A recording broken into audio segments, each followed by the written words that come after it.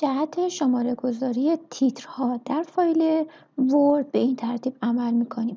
ببینید فصل اول یک سری تیترهایی داره، فصل دوم یک سری تیترهای مجزا.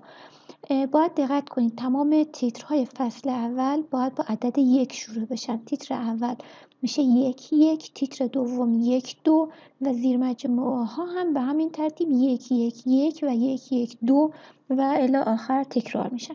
برای این کار اولین کاری که باید انجام بدید اینه که خود تیتری که عنوان شروع فصل اولتون هست رو بهش باید شماره 1 رو بدید، یعنی نامبرینگش از 1 شروع بشه. برای این کار معمولا نمیایم این تیتری که با سایز و حروف درشت نوشتیم رو شماره بدیم، به دلیل اینکه خب وقتی تو فهرست فراخوانی میشه با همین ابعاد میاد و خب کار قشنگ در نمیاد. برای همین یک تیتر کوچیک نوشته میشه که بعد در انتها حالا اینو باید به رنگ سفید تغییر بدید و یا به جای این کار هم میتونید همین تیتر رو بهش تنظیمات بدید و توی فهرستتون هر بار که فراخوانی میکنید اونجا مجدد سایزش رو دستی کوچیک کنید. پس هر روش رو میتونید انجام بدید. پس من یک روش استفاده کردم، از یک سایز کوچیک استفاده کردم که بعد اینو به رنگ سفید در میارم که روی صفحه‌ام دیده نشه. تیتر مورد نظر رو که حتما برای صفحات اصلی فصل هاتون هست باید این کار رو انجام بدید.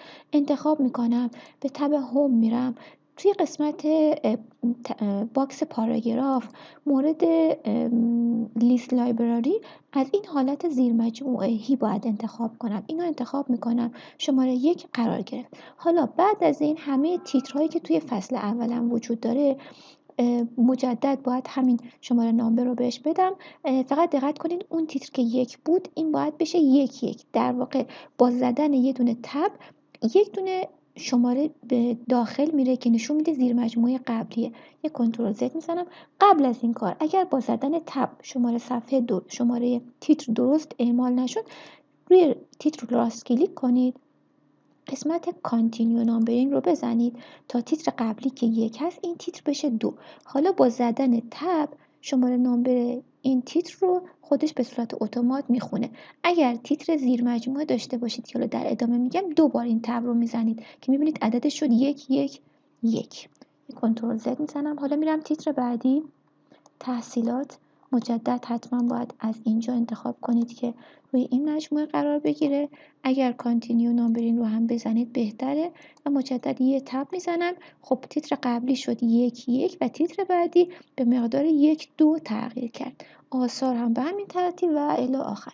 دقت کنید برای فصل بعدی که فصل 2 هست، برای فصل 2 مجدد همین کار رو انجام میدیم و کانتینیو نامبرینگ رو استفاده میکنیم. برای مواردی که ما بریک نکست پیج زدیم، ارتباط صفحاتمون رو با صفحات قبل قطع کردیم، ممکنه این ادامه شماره ها رو از ادامه قبلی نخونه. برای همین شما کافی روی تیتر مورد نظرتون که بذاریم برگردم بالا، روی تیتر مورد نظرتون که میخواین مثلا شماره 2 بشه، کلا تیتر عوض بشه، میتونید راست کلیک کنید، قسمت set number valueش رو خودتون تعیین کنید از چه عددی شروع بشه. پس مواقعی پیش میاد که ما این عددی که خودش به صورت اتومات میخونه از ادامه قبلی نیست و نظم صفحه به هم میریزه. اونم معمولا به دلیل استفاده از پیج نامبرها، بریک نکست پیج هاست که ارتباطمون رو با صفحات قبل قطع کرده. اینجا میتونید خودتون دستی بگید از چه شماره صفحه‌ای شروع بشه. مابقی مراحل کاملا مثل چیزی که الان گفتم خدمتتون هست. پس برای هر کدوم از زیر مجموعه کافیه اگر تیترمون رو از نوع شماره های لیستی انتخاب کرده باشیم، کافی یه دونه تب بزنیم تا از ادامه قبل خود شماره ها رو به ترتیب میخونه.